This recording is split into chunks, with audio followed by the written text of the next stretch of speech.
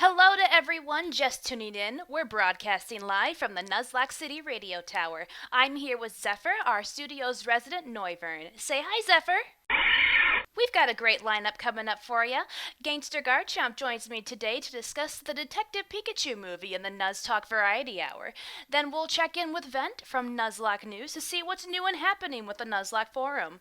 Rounding up our broadcast, we travel to the Univin Old West, where mail carriers Miles and Willow share their tales of mystery and the supernatural as they serve the Ponyta Express.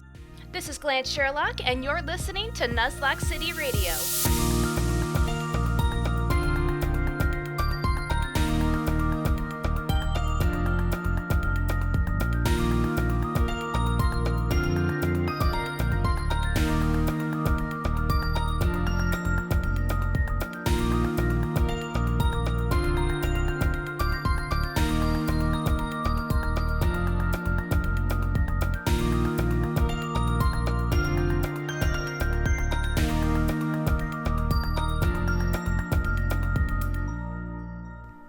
Hello there, everyone. This is the Nuzlocke Forum's Radio Tower Variety Hour, and I'm your host, Garchomp, because at least in this universe, Team Rocket successfully took over the tower.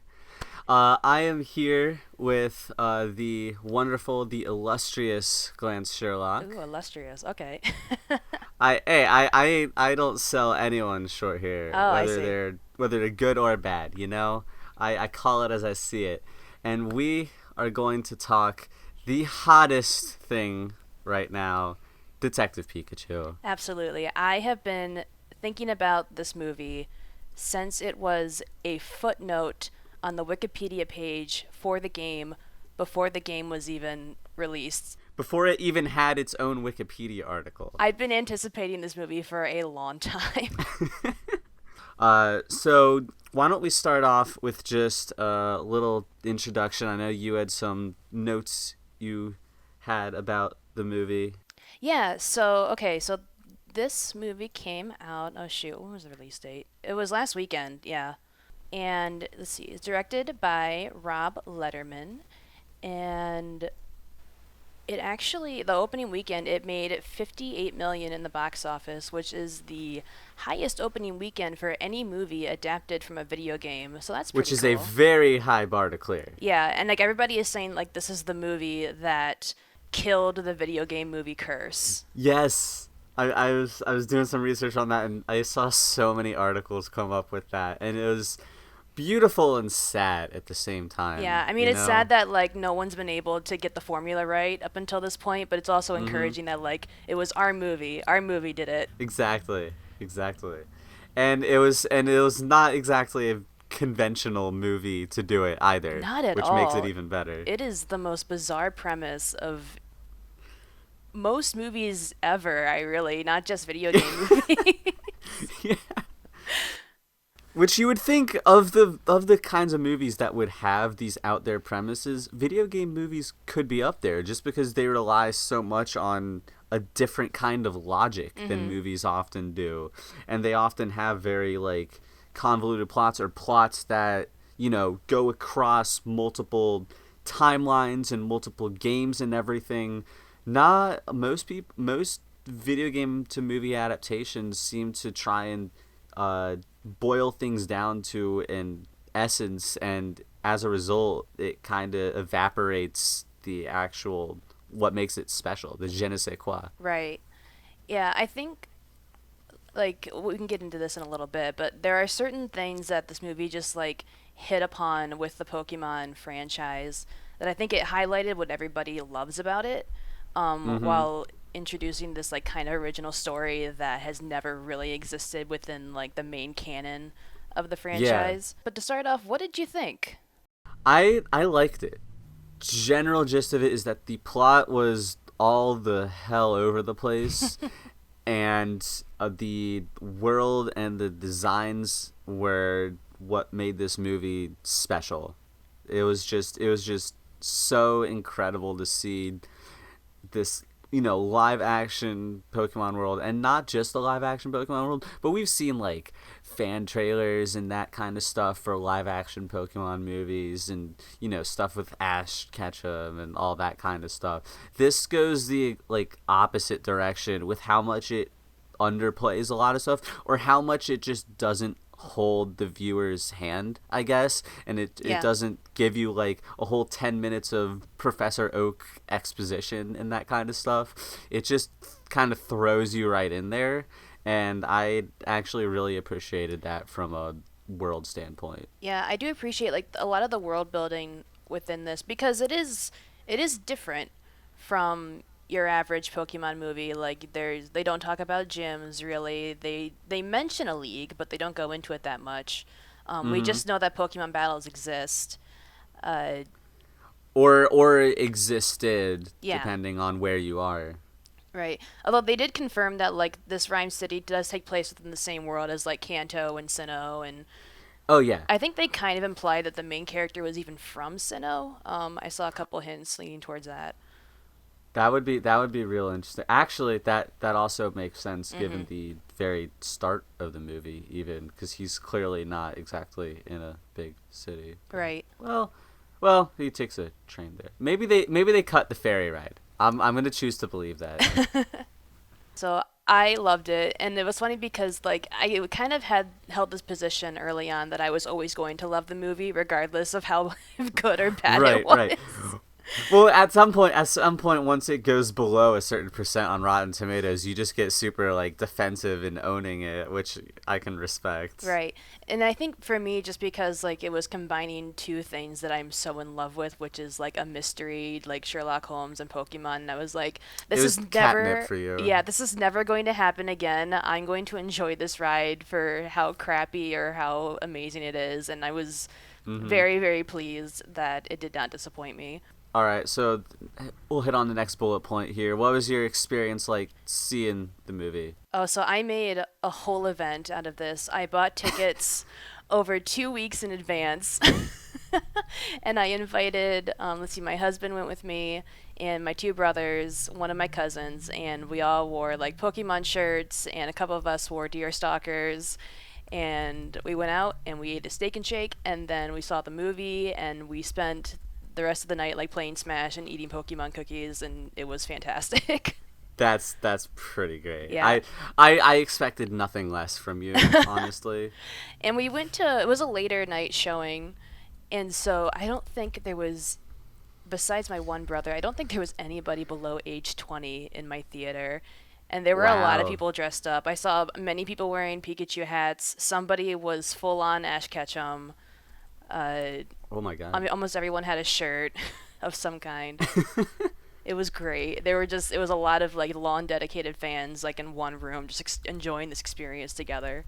That's honestly like the best case. Is just a bunch of people coming together who appreciate that this is a thing, and we're going to enjoy this ride no matter what, because it damn well deserves to be enjoyed. Absolutely. Mine was not as impressive. I was down in a mall about an hour away just to do some shopping and whatnot, and I figured, they have a really nice movie theater while I'm down there with like premium sound and all that. So I was like, I need to see it then for a whole slew of reasons. I think there were only like 2 or 3 other couples in the theater, and I think none of them were kids.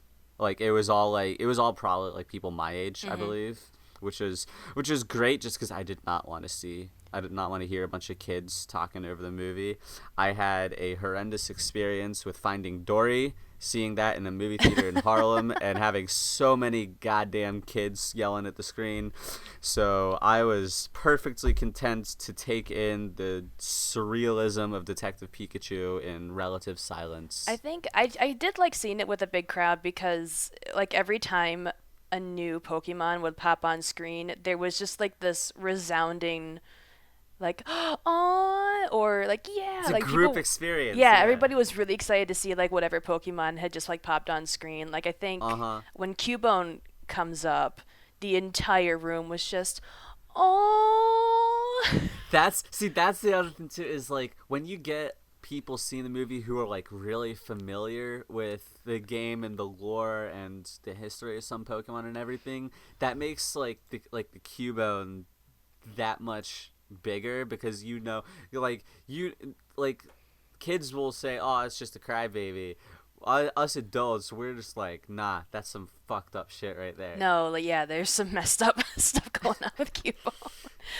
Well, speaking of, I guess we can just segue into the next point if you want, just because I feel like this is a great segue. Absolutely. The Pokemon designs themselves. Mm-hmm. Why don't we just start with the least favorite, just so we can get it out of the way and we can move on to the better and brighter things. There were, I believe the count was 54 Pokemon that were in the movie. So, a pretty solid amount, but obviously, they didn't keep it at like, we're just gonna have a dozen, or they didn't go like, all right, we're gonna get an eighth of them out right here. They're just gonna go balls to the wall. But they all got some decent screen time for the most part. Which ones did you see and you were like, yeah, I'm not digging that? For me, it was Gengar. I mean, it was really cool to see him in action and in battle, but I was looking and I was just like, oh, the eyes are not, they're not right here. It kind of, it looked like it was made of clay almost, which is weird. Yeah. And like the way it moved was kind of neat, but the design itself, it was too uncanny valley for me, and I wasn't buying it. I didn't dislike him necessarily, just because I liked what I saw like in the battle and all, but he could have been like the coolest goddamn Pokemon in the movie, and they didn't get that. And the eyes made or broke a lot of the mons for me, where if done wrong, it just looks uncanny or too human, or it just makes them look ugly. But if done right, it's just like you could just stare into its eyes all day long. I know exactly which Pokemon had the best eyes, but we'll get to that in a second. I would. By the way, my least favorite, and there honestly weren't a lot of mons I disliked. There were a couple that appeared for a second, like Slacking and Ludicolo, that I was like, nah. But I wasn't fans of those mons anyways. The big dislike is gonna be Apom though, because those fuckers are creepy, and even with and without those eyes, I hate them with all my might. And especially given the scenes that they showed up in, it did not endear me to them at all. I would have taken any goddamn other Mon except for Apom in there. Okay, so all right, we got that out of the way. Let's go down more. This is likely to be a more comprehensive and gushing list of Pokemon we liked. And I think we can both just say, like, yeah, Pikachu looks pretty good. That fur looked incredible. I'm so glad for, like, realistic fur and realistic fur movement and everything. I also really loved just, like, tiny details when, like, his nose would scrunch up. Yes. Like, I mean, they had to go, like, to town on Pikachu because he had such a big screen presence. But they fucking nailed it. But outside of Pikachu, everyone loves Pikachu. What else do we got? Oh my gosh. Okay, we had to talk about Bulbasaur because consensus cutest Pokemon. I can't believe like how perfectly they nailed Bulbasaur. Yes. Right down to the noise it makes. Oh too. My gosh. And then just like its movements and the way oh, like as soon as it popped on screen, I was just like, I'll never be sad again because I saw this. Right? I know. It was so great. I also, it was only on screen for a very short amount of time. It was kind of in the background, but the Flabébé really got me. Like just how tiny they were. And I did see a Floette for like 0.2 seconds in the corner of a screen. And I was just like, yes! I was so happy that it made it in. You saw what? Floette. Oh, yeah. Oh, yeah, I remember seeing that. They're tiny, too. Yeah, oh my gosh, they were so small. I was so happy.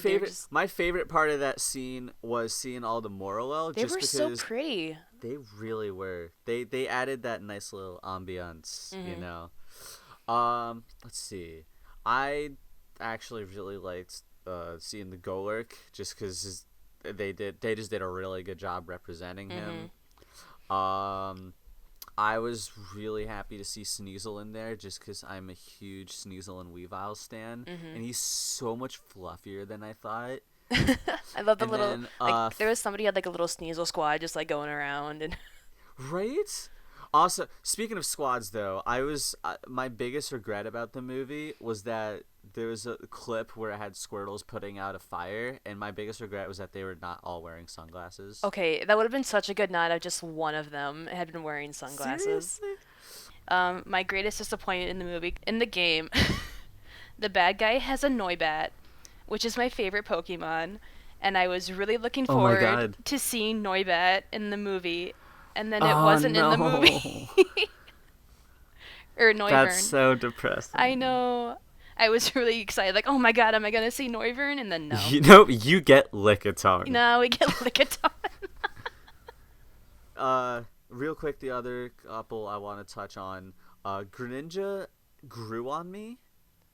It was, I looked at it at first and I was like, I'm not sure this is the Mon I wanted to see in a hyper-realistic style. Just because he's so sleek and badass in the cartoons and even in Smash. So seeing him when you can get that like tongue fully rendered, I was like, yeah, this might ruin the magic. But it was pretty solid. It was actually pretty solid. I love the Greninja design from like the second I saw it in the trailer because I love Greninja so much, and I was excited that it was put in the movie at all.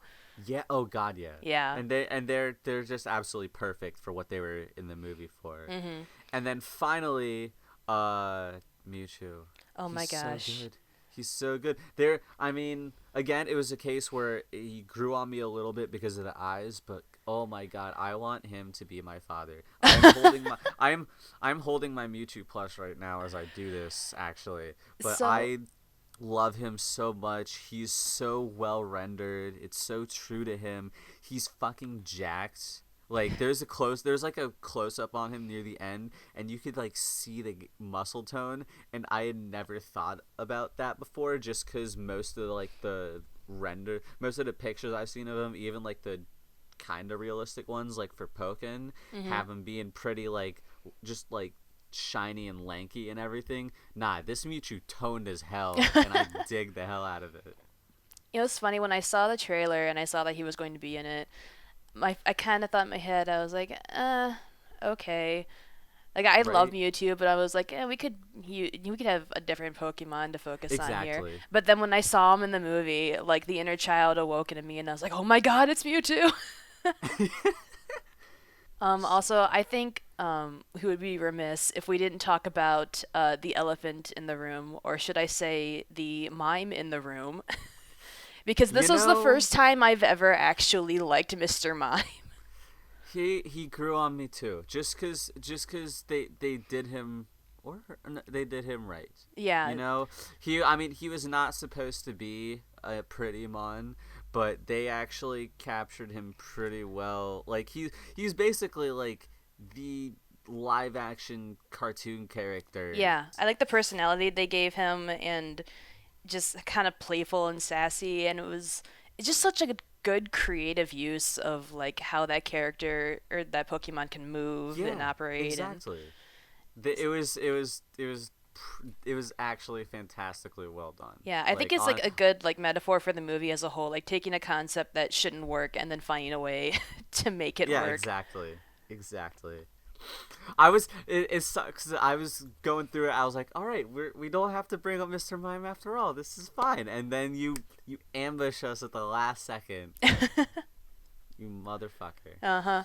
All right. Well, I think that's a pretty good summation. Honestly, I could have done to see 50 more Pokemon in the movie, but the ones they did represent were fantastic. Let's zoom out a little bit then. Yes, and the talk city. About the world as a whole. I want to talk about Rhyme City because the design of this place is fantastic. It was, they went full on, like, not just urban fantasy, but they went into, like, almost Blade Runner territory. It was so Blade Runner, like, especially during the night scenes when they're walking through, like, the food stands and everything. I was like, this is a Blade Runner scene. Like just the Yeah. colors and the lights and how it's like kind of an American city, but there's also like a bunch of Japanese writing all over the place, and it was just such an interesting Exactly. design. That's part of where I got the cyberpunk feel too, where it's Mm-hmm. just where it's this huge sprawling city. It's got the mix of Western and Eastern, images and influences on it, uh, and obviously you give it a little of the like the noir slant and everything. Mm-hmm. It wasn't hard cyberpunk by any means. It wasn't like super dystopian or anything. Right. It was like a live action Zootopia almost. Okay, thank you for bringing that up because I also thought of Zootopia while watching this movie. Well, and it also just the concept of Rhyme City where it was just where they basically took the whole like Pokemon and people working together thing and they ran with it in that direction and just kind of in the way Zootopia was like the predators and prey living in harmony thing. Right. I feel like you could watch this movie and just look at the background and notice something different every time because there were just like Yeah. different signs for businesses and Well, neon and I lights. this is such a small thing, but I'm glad not all the businesses were like Pokemon puns. Yeah. But like some of them were, and even some of them, even if they weren't puns, like I think I saw a sign advertising something and it didn't have a pun, but it just had like the pattern of a Togepi egg as its aesthetic. Like I thought that was just like Yeah. such a good detail. Mhm. It was just so vivid and so lovingly crafted. You could tell, and this is also a theme throughout the movie. You could tell the animators and the designers just really wanted to go to town on this. They just wanted to, go as hard as they could and representing the city and showing off the CGI and whatnot. And it actually succeeded really nicely. Yeah, I do like how whenever we're in the city, the frame is just like filled with Pokemon, but it's not Yes. cluttered. They're all the way they move and what they're doing in the background is all very natural. Like they're just kind of walking next to their partners It's or not just filler. yeah. Like they actually tried to make it, realistic, which sounds like a oxymoron when we're talking about the Detective Pikachu movie. But they really lovingly crafted Rhyme City. Yeah, it made me want to live there. That was the biggest Yeah. plus is like, yeah, I want to be in this world and live in this world. Absolutely. So why don't we take a different approach then? Why don't we shine the lens on the actors themselves? What did you think of the acting? I thought that Justice Smith did a really good job, and I was really concerned because always the biggest concern for me with a movie like this, where you've got like the live action humans um, interacting with CGI characters, a lot of times the life sort of gets sucked out of those actors. I kind of call it the Smurf effect. How like in the Smurf movies, like Neil Patrick Harris basically had like no personality and he was just like white bread toast. So yeah, I really thought that like Justice did a good job. Like I actually believed that he was talking to a Pikachu. Yeah. No, and again, uh there's always the threat of just being uncanny or just being weird and hammy with a movie that mixes live action and CGI. Right. But I think he played off of Ryan Chu very well, and I think just by himself he brought a solid level where he didn't really overplay or underplay scenes a whole lot, which again is another thing where a lot of times with like video game movies and these kinds of adaptations it'll end up just going kind of hacky. You're right. Yeah. No, it felt he felt very organic, and I do agree. He had some really good chemistry with Ryan Reynolds. Like I mean, Ryan was probably just like off camera, like saying lines, and like Justice was interacting with like probably like a tennis ball on a stick or something. And then Ryan, because we have to talk about the star, obviously. The star other than Mewtwo, Oh, but obviously, go of on. course, of course. So when they announced that it was going to be Ryan Reynolds, I was like, Disappointed that it wasn't Danny DeVito. I think I was probably the only person alive who was relieved that it wasn't Danny DeVito. Ah, you traitor. I'm gonna get so much hate for this, but I'm really happy it wasn't Danny DeVito. And everyone was pushing for it. I was like, no, please. Like, I love Danny DeVito. I love Matilda's like one of my favorite movies. I just didn't want him to play Pikachu. That's fair. Yeah. So Ryan then. Yeah, so when they announced him, I was like, okay, not my first choice, but if you had asked me who would I cast as Detective Pikachu, I had no idea. Yeah, exactly.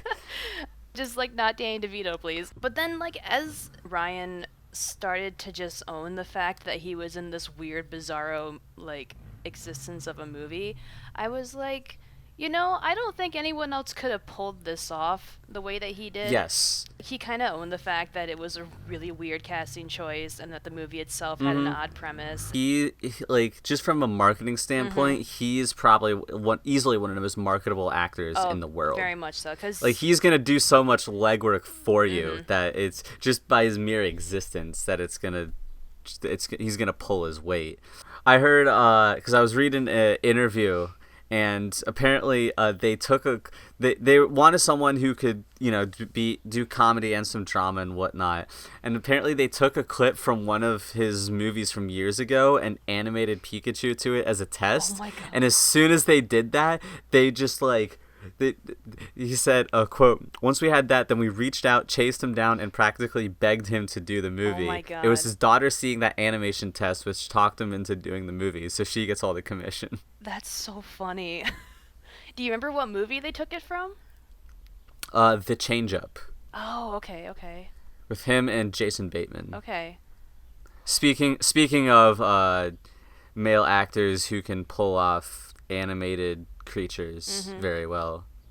But yeah, no, I think he did really well, and we were talking about it off air that there were just some lines, the way he delivered them elevated them. He has a weird way of just making weird things sound funny, and it's hard to tell like a lot of the dialogue if it was just him riffing in the recording studio or if it was scripted. I think a lot of it is riffing, but I was listening to some of these like bits of dialogue. Like, there are not a lot of actors that can pull off like quips and funny comic booky dialogue, things like this. There were a couple that didn't quite land as well as other ones, but for the most part, I was like, okay, yeah, this is funny. They're not all going to be winners No. anyways for a movie like this. So, any other comments about the performances? With the information that you shared with me this morning, I think we need to talk about Bill Nye. Yes. Okay. When he appeared, I was taken out of it for a second because I was just like, Bill Nye, how did they get you in here?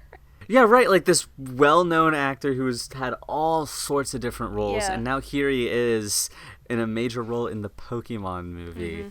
And apparently it's not that he like wasn't super aware of Pokemon, but kind of, it was a generational gap. It wasn't his thing anyways.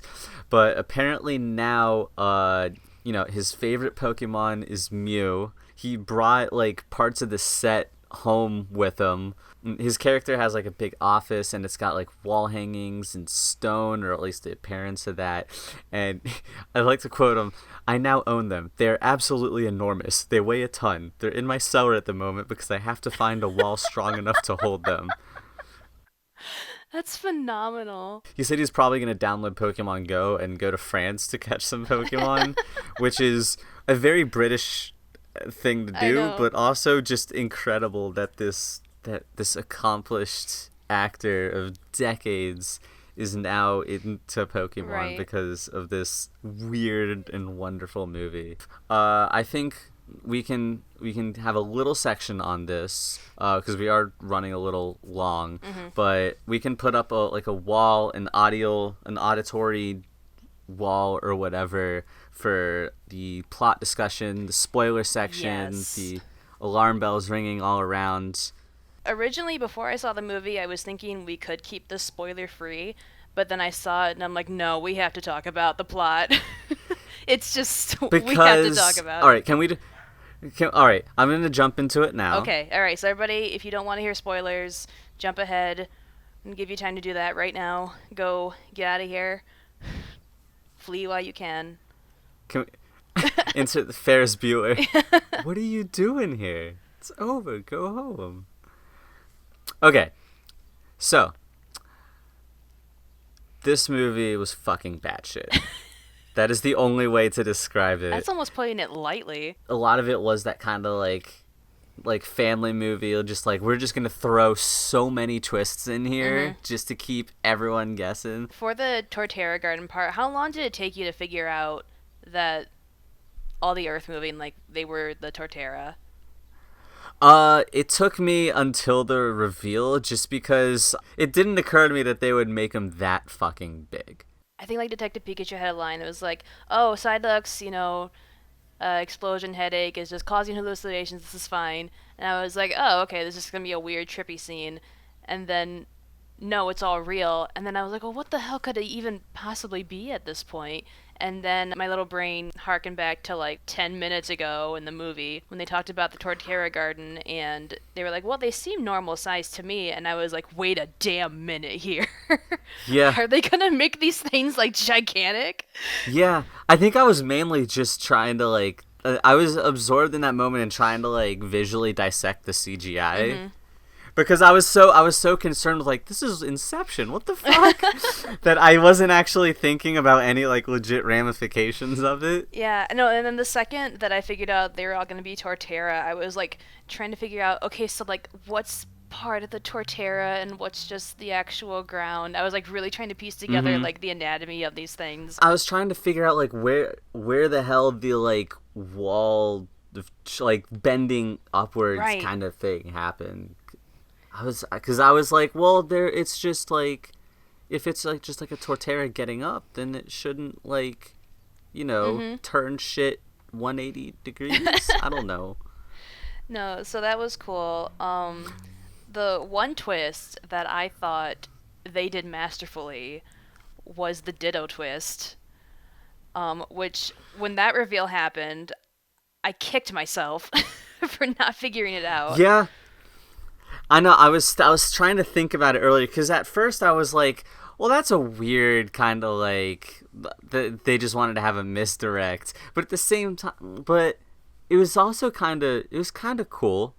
Like, and also just that the fight scene was freaking phenomenal. Oh, it was great. Like, the fight scene in and of itself justified Ditto's existence. Like, I was just watching just all the scenes, like when the reveal that this Ditto is kind of like the main henchman or whatever. I was like, what a great use of a Ditto in a movie like this. Like, just go balls to the wall. It can turn into anything, but they keep the eyes, which I thought was really great. And oh, so good. So are we gonna talk about Bill Nye's evil plan, or? I mean, okay, so I would just like to say, this is going to be my most unsurprising statement of the episode, because yours was that you really wanted to see a movie with Pokemon and detective stuff in it. Mine was, I don't see what was so bad about the turning people into Pokemon. I would have paid him for that, man. Right. I really would have. Now, well, obviously I would want to.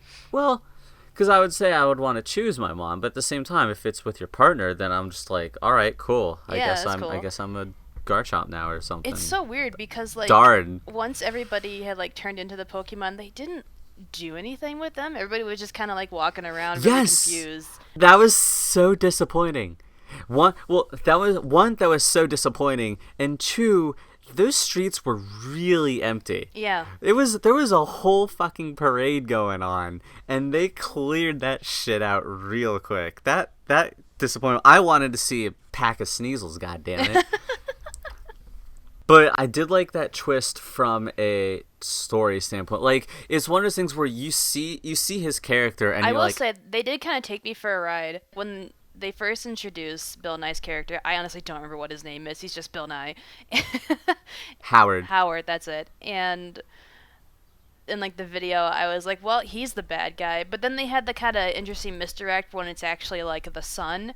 And I just believed the movie. I'm like, oh, okay, it's the son. I mean, we kind of had a scene that showed that he was a dick earlier, so, but then it's like, no, it's a double twist. Yeah, exactly. And I think that threw me, like, I would probably have to see it again just to get the whole thing straight between, like, him being a dick and which scenes were him and which were the ditto and all that kind of stuff. I'm not great at following that kind of stuff sometimes. Basically, whenever he's wearing the sunglasses, it's the ditto. But they also did a clever thing where, like, there's a scene previous where they showed him putting sunglasses on and it was inside, even though that's weird. But it was just that visual cue that, like, he has these, and so it's not a new thing. Yeah. Okay, a couple really quick notes. First off, apparently in the Fight Club scene, the DJ was Diplo. Diplo?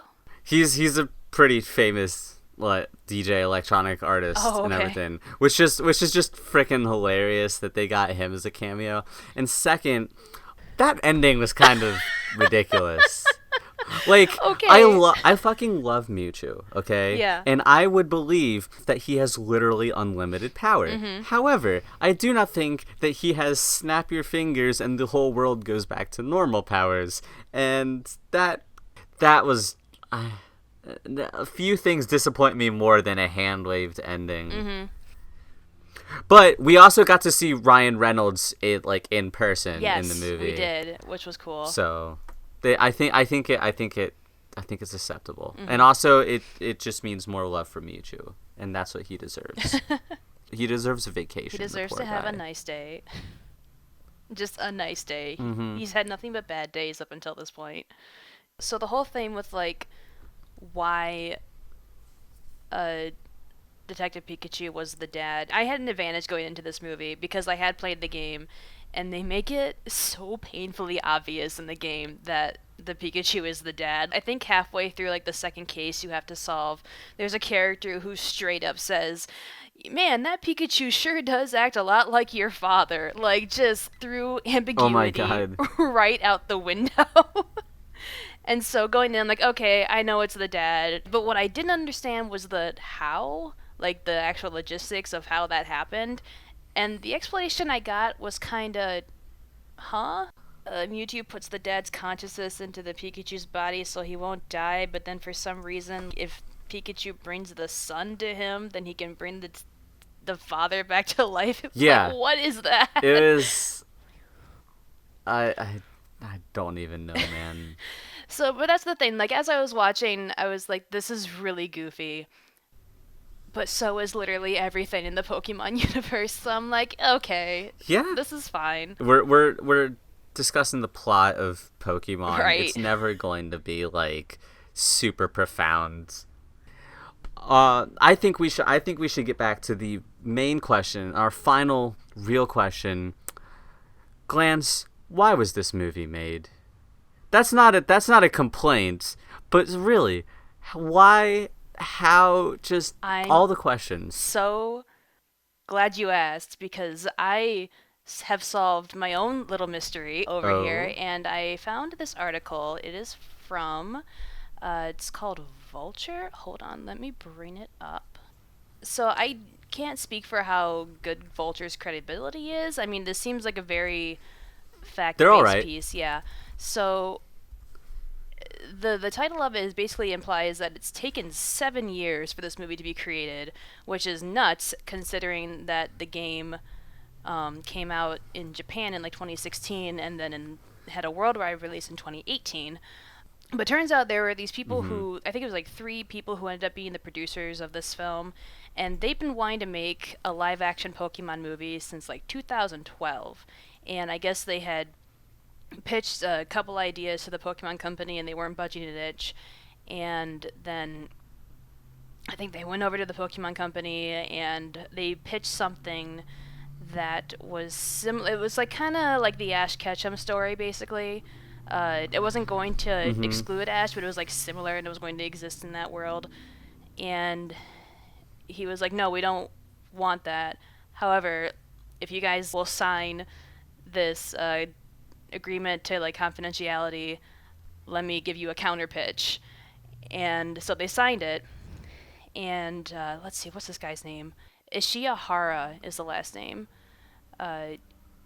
He was like, okay, so we had this video game in beta testing right now called Detective Pikachu, and it's about this kid named Tim Goodman. His father is a detective, and he's gone missing, and he can understand the Pikachu, and the Pikachu wears a Sherlock Holmes hat, and there's this chemical called R that's, like, making Pokemon go crazy, and it's like a mystery trying to find the father and figure out, the deal with this chemical R thing. And the producers sat there and listened to this pitch, and they were like, okay, for as crazy as that is, that's better than what we had. Which makes me wonder, what were they going to do? There's so many possibilities, and there's so many possibilities, and I have a bad feeling about 85% of them. Because I remember when this movie was first announced, there was just a big, like, collective question of why, like, both from fans and from people who aren't kind of part of the fandom. Everybody was just like, why make this movie? Because, yeah, like, films based on nostalgic properties are, like, really safe cash grabs, but this was based off of a game that not a lot of people really played. Like, I think it had, the month it came out, it sold very well, but then after that, nobody really cared about it. Yeah. So, which I think, to me, is better than, like, corporate mandate be like, we're going to have this movie based off of this game. It was like, no, there's a group of people who are very passionate about this property, and they want to make a movie about it. And this was kind of the only story that the Pokemon Company was like, yeah, you can do this one. Nah, there's still some passion involved in it, which I like. Well, that was a very good, very extensive discussion that I'm very glad we had. Oh, me too. This was great. Do you have any final thoughts? Any last comments on the movie? If you haven't seen it, go see it. See it with friends if you can. It's really fun in a group. It's also fun by yourself, but it's really fun in a group. I would like to say my final thought is that my favorite part of the movie was that there was a Dragonite versus Hypno poster in the bedroom, because it shows that Hypnos are boss-ass bitches too. Yes. And it's just Weiss living his best life, you know? I'd like to think that's a AU of the finale of my run. But Hypnos deserve good, and while I did not see one in the movie, which may or may not be a good thing, because who knows what a realistic Hypno would look like, he's in there in some respect, and he's always there in my heart. And I'd like to think that he beat the shit out of that Dragonite. That's my final thought. All right, this has been GlanceSherlock and Gangster Garchomp in the NuzTalk Variety Hour. Let us know in the comments below what you thought of the Detective Pikachu movie, or if maybe you didn't see it but still listened to our discussion anyway, and what are your thoughts? So smash that like button, subscribe, ring that bell. You know, friend me on MySpace. I will be continuing this discussion on my live journal, and you can find us on Napster. Okay. All right, up next, we've got Vent from Nuzlocke News giving us some updates on the forum, so stay tuned.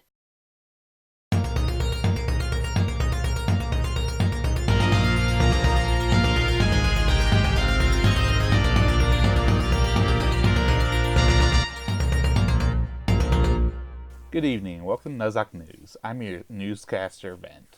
So, getting right to it, the forum move status. Currently, it's functional. It just needs basically the final infrastructural touches so that all of you lovely people can continue to use the forum with ease, and also new people can use it as well. There's still a lot of work to be done, but the basics are in place. I'm sure a lot of you heard of this already, but to help raise funds for the upcoming move, the mods have organized a 24-hour Twitch live stream on June 15th. Nuzlockers from across the forums will be drawing and doing other fun activities to raise funds for not only the forum move, but for future site maintenance. It'll include artists, it'll include gaming, and it'll include interviews live on stream, so be sure to stop on by. Again, the date is June 15th, running from midnight to midnight Eastern Standard Time. Next up, we have the features. Revenant put together a lovely double feature this month. The Battle of Brett by Random Trainer is an artistic retro love letter to the original Game Boy games, while The Night Grows Pale by Zephyr Ifis is a lovely modern take on the latest Pokemon generation, with beautiful imagery of the Alola region and strong camaraderie between protagonists. And I'm sorry if I messed up your name, Zephyr. Moving into featurettes, this month's featurettes includes Blank, a Shino comic run by Shadow Panther centered around a girl left numb and emotionless due to a childhood encounter with a lake guardian. Pain's Haven't We Been Here Before, a Y2 storyline with a strong first-person perspective. And finally, Spectacles has put together a Game of Thrones Nuzlocke, which will hopefully end not as disastrously as the show. Want to become a featurer? Do you have interest in helping enrich our community with a project like this podcast? Well, both the feature and contributor teams are now accepting applications. Just fill out the forms below. Moving to our current events, UCL2 is well underway. The rules are simple. You have a year from when you start your run to clear all 7 generations of games in one Nuzlocke rule set. It can be anything from a randomized rule set to a Fairy Doctor rule lock, that was a lot of fun by the way, to running a notepad. If you have any further questions about it, you can track down Stormer in any of the Discords. Attention all story lockers. If you post your run on AO3, there is now an official Nuzlocke Forum's content collection where everyone can compile their work in one convenient location. If you'd like your run to be part of the collection, please contact 13th from our very own feature team. Additionally, if anyone has run posts on DeviantArt, the forum has just opened up its first official group, and we want your Nuzlocke to be part of it. Links to both of those places are in the description below. And lastly, for the events, the new Storylock audiobook project is now underway. If you are interested in recording Storylocks for the project, please fill out an application. The link is in the description. Last but not least, we have the spotlights. Our new run spotlight today shines on Wolfberry's Liberté, Egalité, Fraternité. And I did not take French, so I probably butchered that. A Storylock set in Chaos, where a reluctant man takes up the torch to spread a good word about Pokemon liberation. It promises to be a vodka-fueled good time, so check it out, comrades. We now turn to the spotlight on an oldie but a goodie. A truly one-of-a-kind storylock by the name of Loser, written by Bullet. Loser weaves together humor and emotional depth in a story filled with characters that may be small-town nobodies, but really shine. Follow Owen and his chikorita Lotus as they strive to be, perhaps, not the very best, but at the very least, mediocre. Links to both of these fine runs are in the description below. All spotlight runs are submitted by forumers, so if there's a run you feel deserves special attention, please let us know in the Google form below. This has been Nuzlocke News. Stay tuned for the pilot episode of the Ponyta Express and a final farewell from your radio host. Vent signing off.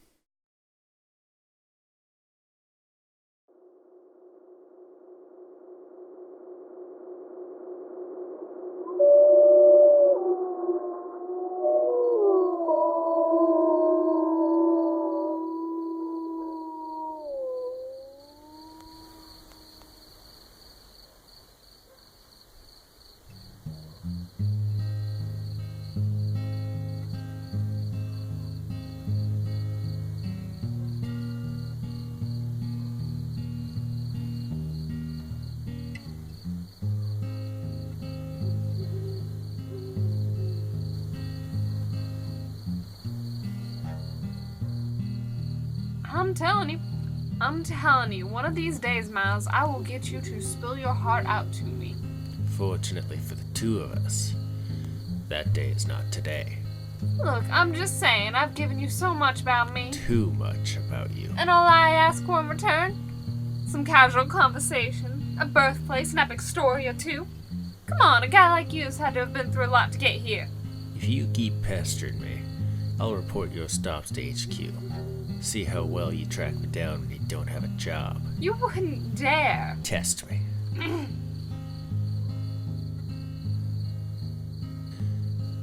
Right. Sharon wanted me to deliver a message to our passing riders. Be careful when you're delivering your next package. Those men have been bothering us again. I had to chase a good few of them before I set off the other night. Again?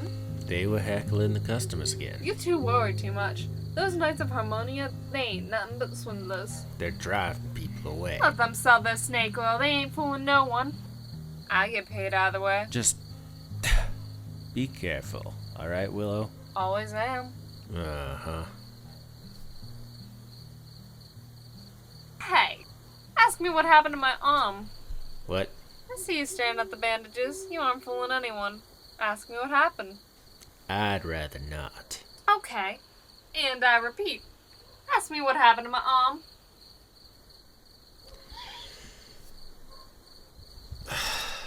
Alright.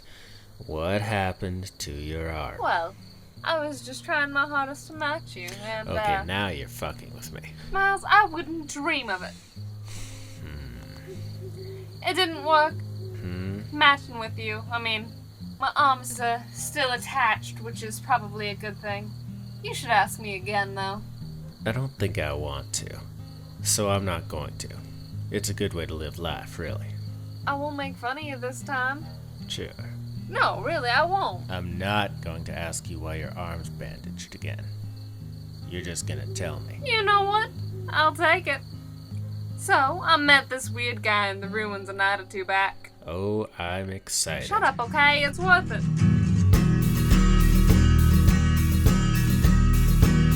It rides as fast as the wind. It follows you through every town. Bad luck is hunting you down, boy. You better get on your horse. It sneaks at night outside of the firelight. It haunts your dreams when you're alone. Bad luck is hunting you down, girl. You better get on your horse.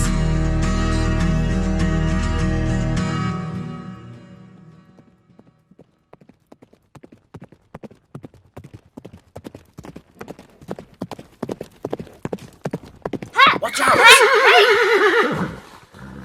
Now, what the hell are you doing on the ground down there? What am I doing on the ground? What are you doing in my... I guess I am on the ground, won't I? Yeah. I kinda got somewhere to be, so are you gonna get up, or do I gotta make this an entire process? No, I have feet. I can do it myself. I never implied you didn't.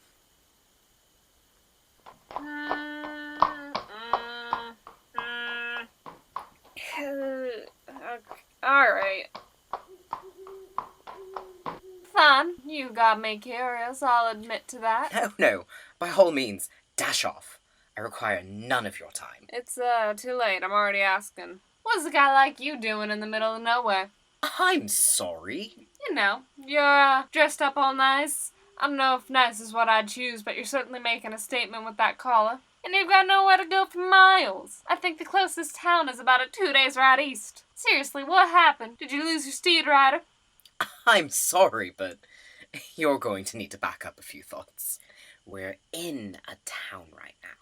Yeah. Big old hunks of rock completely count as a town. Are you blind? We were just talking about my lack of feet, but do you just not have vision? We're standing in the middle of the town square. If you tell me someone lives here, I will laugh in your face. I don't... I think Arceus touched this one a little too hard, girl. I'm sorry, did you just say something? Look, I'm being generous where I shouldn't. Do you need a ride into town or what? I think maybe I'm... You're certainly something, alright. Come here. Don't touch me. Come on, just a little hair ruffle. I said don't fucking touch me. Oof, big boy language. I didn't think you had it in you. I'll be taking that as a yes anyway. Get on. Fine, but I'll do it myself.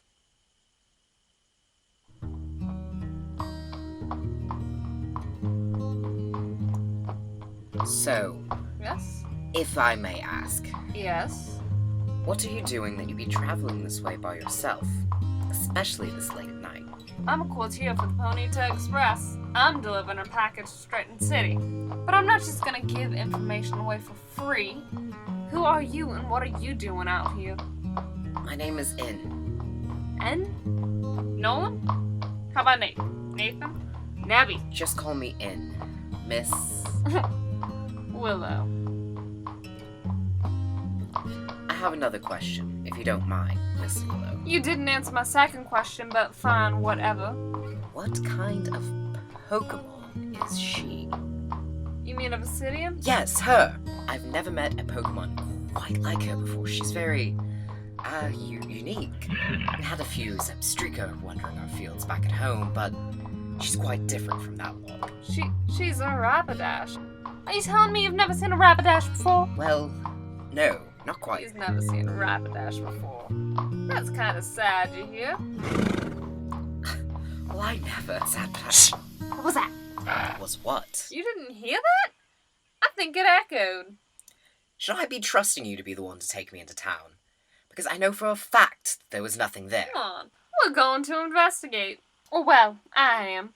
You're free to stay out here alone, though. Obsidian will protect you well enough. I'm not saying I need protection. I'm saying it's dark, it might be dangerous, and there was nothing there. Come on, I think it just came from right on over here.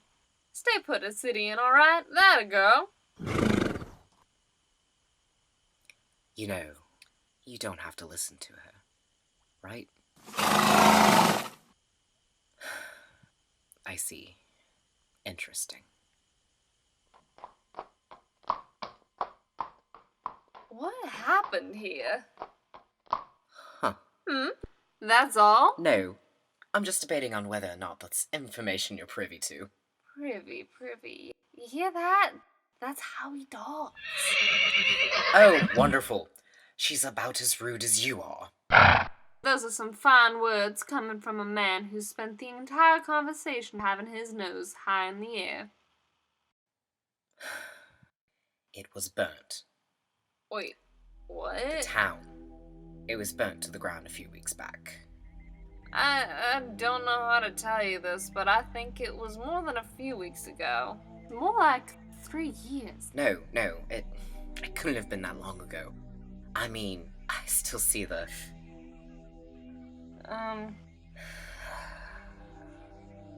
What about these things, then? What things? These, letters, hieroglyphics or whatever. Danger falls to those that walk these paths. Wait, you can read that gibberish? I was taught how to read them as my third language. Though they aren't truly their own language, they're well known to shift the eye of the reader. They want to be understood, you see? It's said that they read the minds of those they're presenting themselves to. It's actually said that lettering only appears and is never written. Though, I suppose that's never been proven, of course. You know, I've heard of a lot of things, and I've never once heard letters appearing on walls. You don't strike me as someone who knows much. Shit! Your bites. Shit! Blood! Thanks for pointing out the obvious. Now will you get this fucking thing off of me? Shit! Oh. Fuck! Shit! Fuck! Alright, look, I think it's just a flesh It wound. looks like a little more than that from More here. importantly... Survivor of poisonous, you know. My god, what is she? She's just the cutest thing, isn't she? She's a survivor. You telling me you've Fuck. never seen a survivor before? Your point has been made. Now shut up. I want to focus on beauty here. Come here, doll.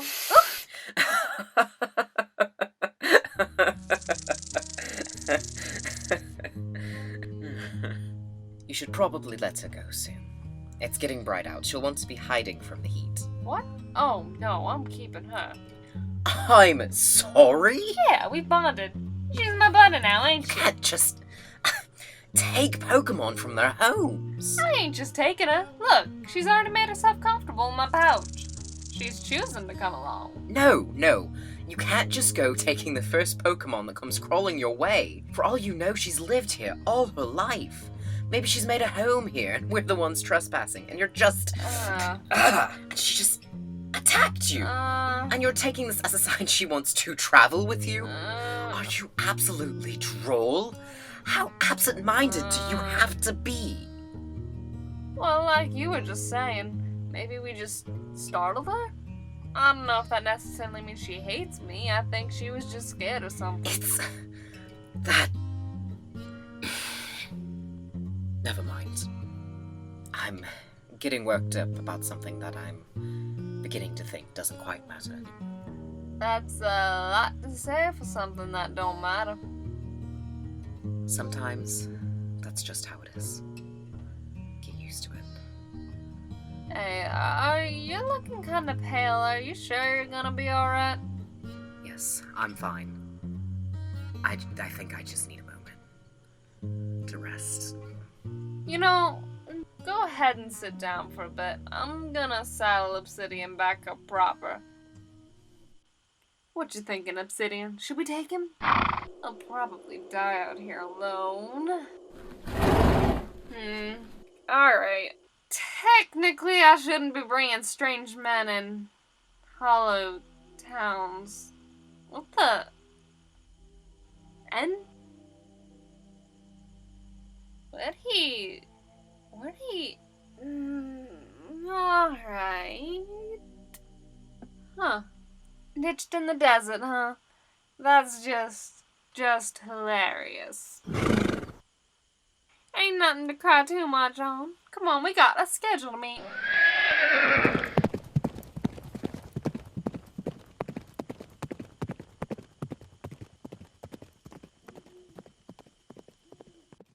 So, you're telling me you, Willow Ingle, just got ditched. You're missing the point. He was simply there one moment and then gone the next. It's like a spell or something.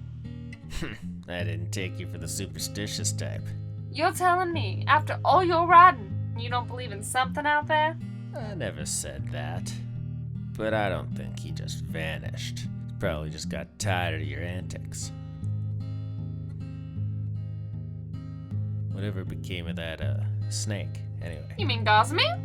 Why, she's right here. Oh. Like I said, she's absolutely gorgeous, ain't she? You actually kept it, huh? I certainly kept her, Miles. Look, I think she likes you quite a bit already. You know, if we're done here, I think I'm gonna be on my way now. No, get back here. Say hello to her. Nope, I've deliveries to make, places to be. You can't run from me. I'm the one with working I legs. still have my legs. No, come back. Miles, get back here, you coward.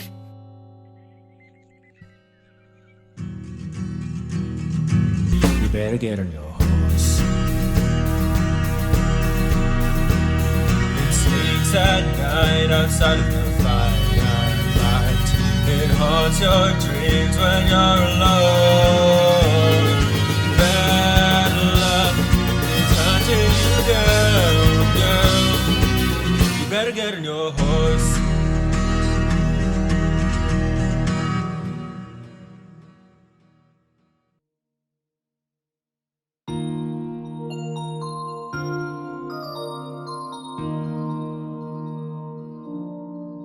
I have to tell you the story real quick before we sign off.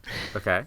So, because I was in a theater with a bunch of different people in like their 20s and stuff, they played the Sonic trailer before the movie, and never in my life had I heard such resounding groans from a theater Yes. in my entire life. Like, it was just like... Within the first half of the second, everybody just went, "Ah, no!" Everybody was so mad. I was in the theater with like 4 or 5 other people, and I could hear and feel the resentment and the what the fuckery in this. Oh my god, it was so bad. I heard they're like going to redesign him before the movie comes out. I heard that too. Which is, one, insane, and two, I actually read an interview that said with Rob Letterman, who did Detective Pikachu, and he was like, well, we had to get it right the first time, because there's no way that this would have worked if we had to redesign him beforehand, which is how you should do it in the first place. Right. Don't fuck around. Also, I feel so bad for those animators, because it's not their fault. They were just doing what they were told. And they have to go back through and re-render. I hope Imagine they get paid, one of them was like a huge Sonic fan, and man. he's forced to like betray everything he believes in for that. Okay. That's why Pokemon's better. All right, we're good. We're good. All right. We'll get off that subject. Okay, for we're our gonna own wrap sanity's up. sake. And Gar, would you be so kind as to read the ad from our ever so gracious sponsor for this episode? I would. I absolutely would love to. What quick question? Yes. It is in caps lock. Do you want me to do it Billy Mays like? Absolutely. Tonight's episode is sponsored by Silphco. Do you have a fascination with the unexplained? Hypothetically, do you drag all of your friends who actually hate you into spooky hospitals looking for the paranormal? Well, Silphco has got your back.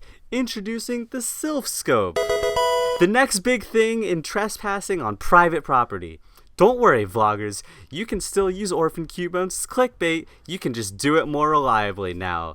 For all you people who want to reenact Blair Witch Project, this is the solution for you. The new Silphscope from Silphco. Score yourself a ghost of a chance at eFame. Find it in downtown Saffron City. All right. Yes. Thank you, Silphco, for sponsoring this episode. Thank you, Team Rocket, for blessing me. Thank you, Team Rocket, for also taking over Silphco and then sponsoring this episode. This episode of Nuzlocke City Radio was produced by me, GlanceSherlock, assisted by Flopdisc. Art by Bug and BigRedLittleWolf. Music and additional editing by MacEnhizer. Additional writing by Pika. The Ponyta Express is created by Bug and BigRedLittleWolf. Closed captioning provided by Chess and SilverDoe. Thank you to Gangster Garchomp for being my co-host for today, and to Vent, our wonderful newscaster. We hope you enjoyed our pilot episode. This was a massively ambitious collaborative effort, and I applaud every single person who participated in the production and to everyone in the planning stages. Neuvern appreciates you too. So long, everyone. Thanks for tuning in.